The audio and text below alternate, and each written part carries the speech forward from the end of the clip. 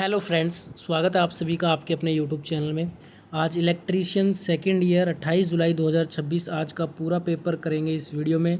तो वीडियो को एंड तक देखिएगा और जिनका भी आगे एग्ज़ाम है इलेक्ट्रीशियन सेकंड ईयर का, इस वीडियो के सारे क्वेश्चन आप याद करके जाओ, क्योंकि हर शिफ्ट में क्वेश्चन रिपीट हो रहा है। ये सारे क्वेश्चन आपके शिफ्ट में भी रिपीट होंगे, इसलिए वीडियो को पूरा एंड तक देखिएगा।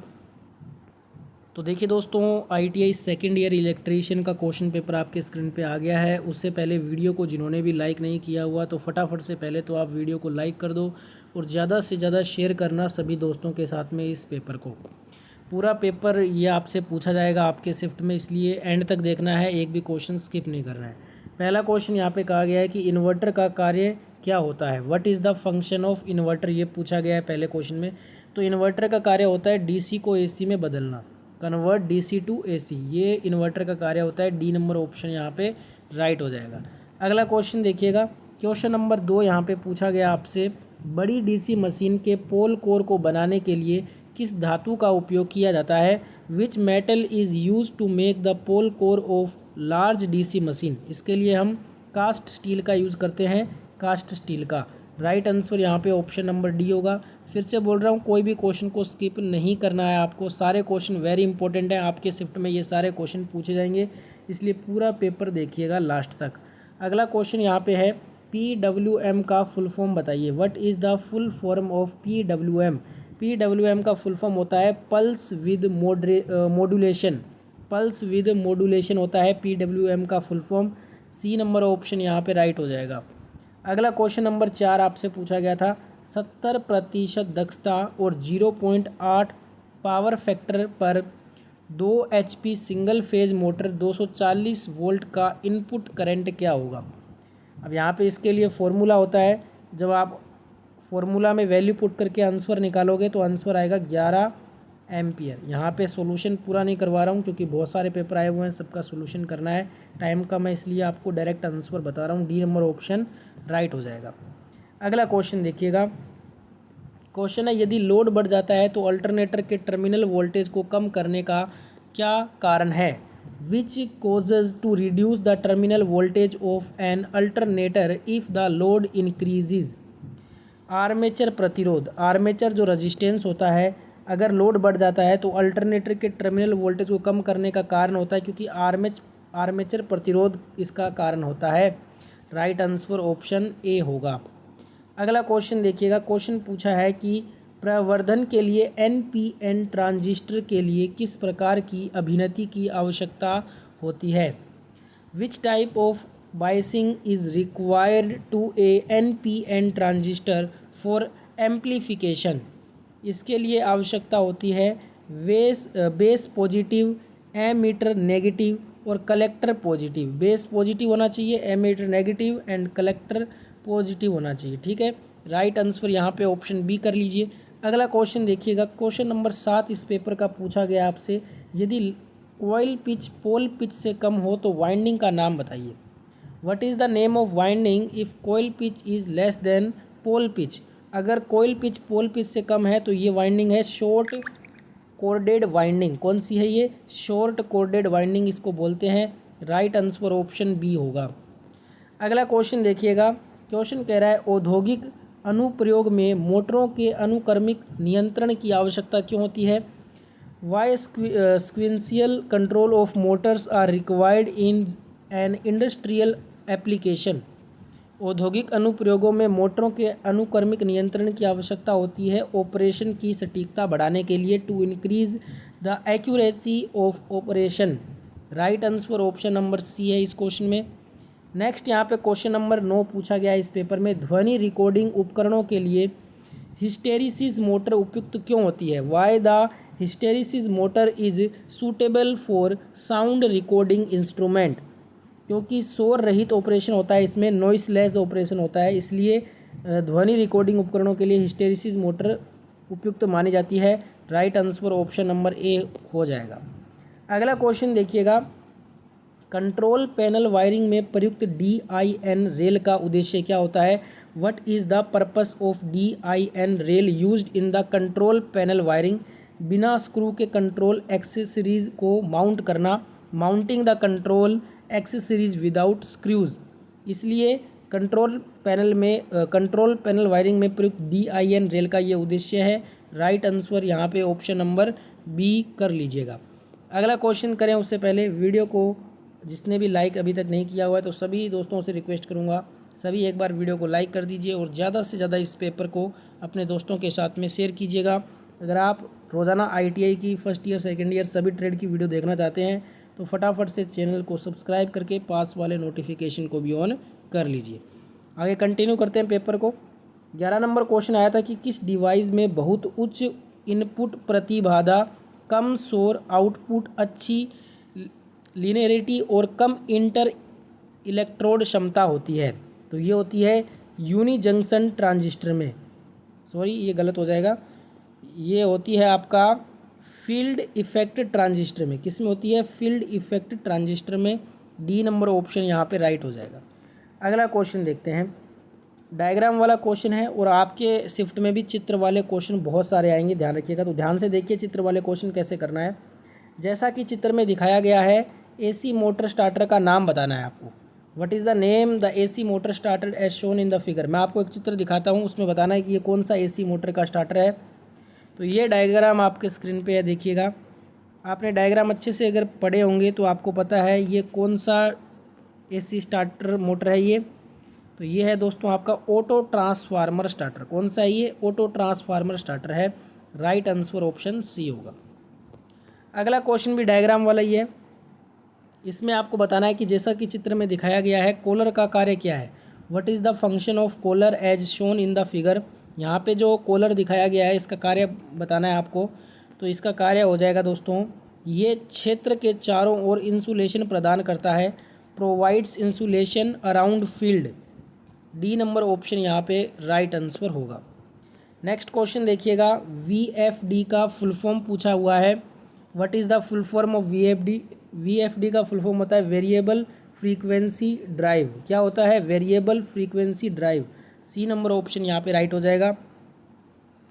नेक्स्ट यहाँ पे क्वेश्चन पूछा गया है, डिफरेंशियल कंपाउंड मोटर में स्टार्टिंग के समय सीरीज फील्ड को शॉर्ट सर्किट क्यों किया जाता है। Why the series field is short circuited at the time of starting in the differential compound motor.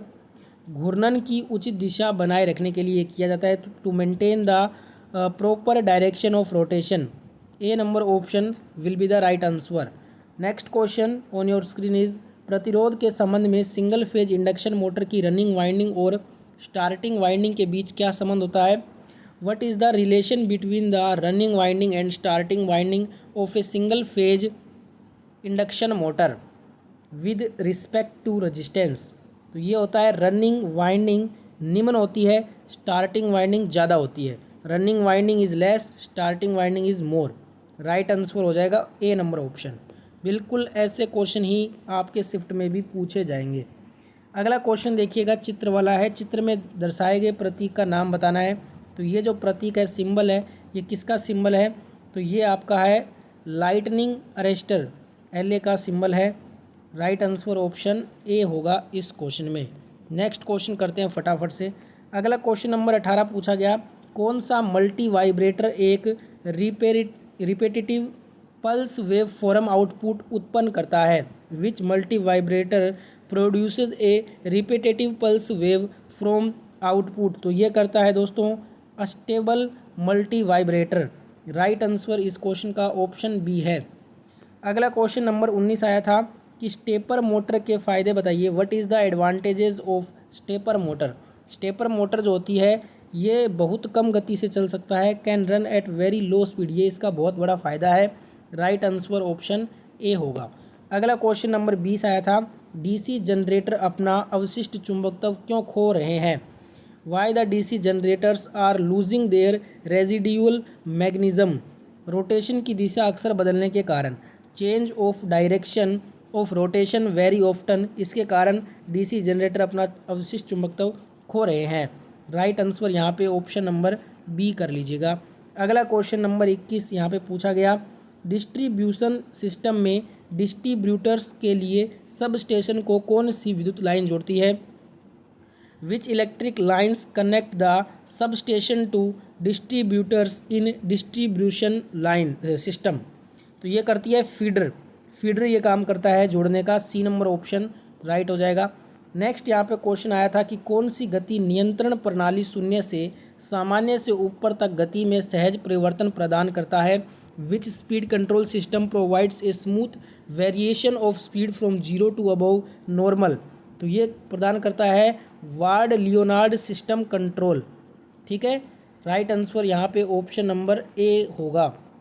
अगला क्वेश्चन यहाँ पे पूछा गया था, कौन सा इलेक्ट्रॉनिक सर्किट बिना इनपुट के सिग्नल तरंगों या पल्सेज का उत्पादन करता है।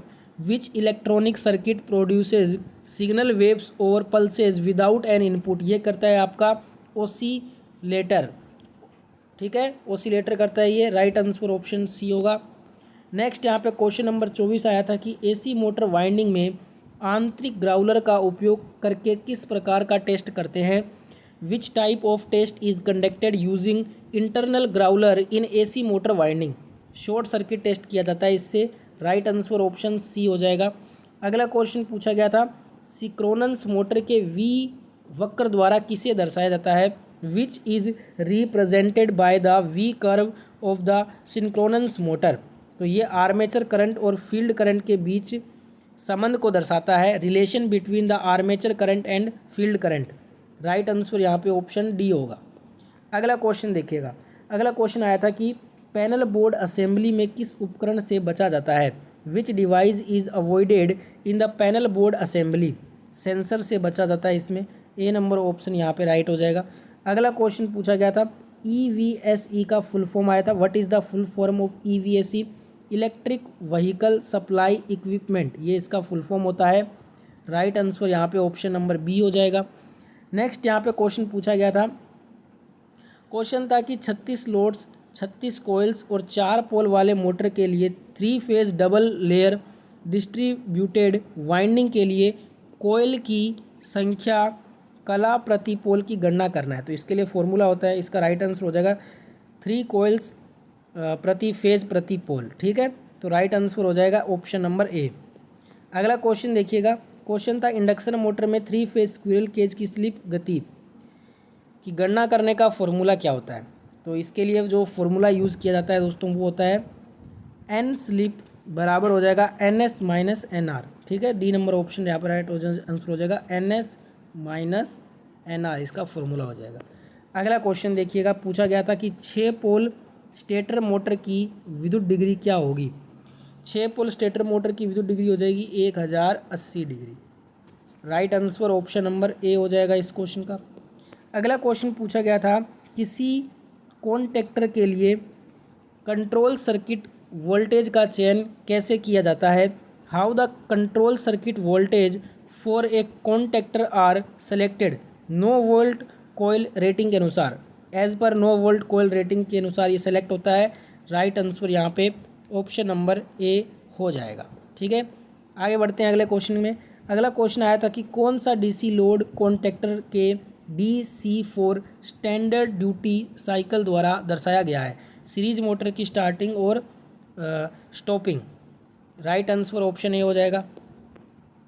अगला क्वेश्चन पूछा गया था, जनरेटर द्वारा कौन सी ऊर्जा को विद्युत ऊर्जा में परिवर्तित किया जाता है। Which energy in converted into electric energy by the generator.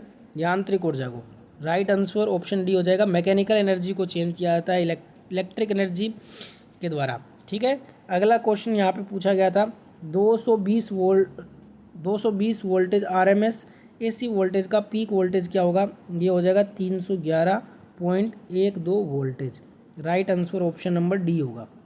अगला क्वेश्चन यहाँ पे पूछा गया था, कौन सा कन्वर्टिंग डिवाइस ओवरलोड किया जा सकता है। Which converting device can be overloaded. कौन सा कन्वर्टिंग डिवाइस ओवरलोड होता है। रेक्टिफायर यूनिट ओवरलोड किया जा सकता है। सी नंबर ऑप्शन यहाँ पे राइट आंसर है।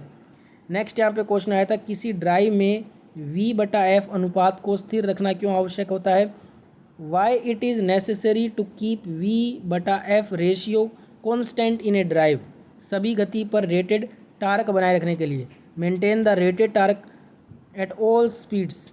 Right answer option number A होगा इस क्वेश्चन में। नेक्स्ट यहाँ पे क्वेश्चन देखिएगा, क्वेश्चन था कि स्लिप रिंग इंडक्शन मोटर का उपयोग करके 3 phase squirrel cage induction motor की गति को नियंत्रित करने की विधि लागू की जाती है। कौन सी विधि लागू होती है? कैस्केड ऑपरेशन इसके लिए यूज़ किया जाता है। ए नंबर ऑप्शन यहाँ पे राइट हो जाएगा। इस पेपर का जो लास्ट क्वेश्चन आपसे पूछा गया था आज, वो देख लेते हैं। उस सब स्टेशन का नाम क्या है जिसके सभी उपकरण स्टेशन भवन के भीतर स्थापित किए गए हैं? इसे बोलते हैं indoor sub station. D number option यहाँ पे राइट हो जाएगा। तो ये था दोस्तों आज का ITI सेकेंड ईयर इलेक्ट्रीशियन का क्वेश्चन पेपर। आई होप ये सारे क्वेश्चन आपने अच्छे से याद कर लिए हैं, क्योंकि ये सारे क्वेश्चन आपके शिफ्ट में पूछे जाएंगे। वीडियो कैसा लगा कमेंट में अपना फीडबैक ज़रूर दीजिएगा। अगर आपको ये वीडियो अच्छा लगा है तो ज़्यादा से ज़्यादा वीडियो को लाइक करें और अपने दोस्तों के साथ में शेयर करें। जय हिंद, वंदे मातरम।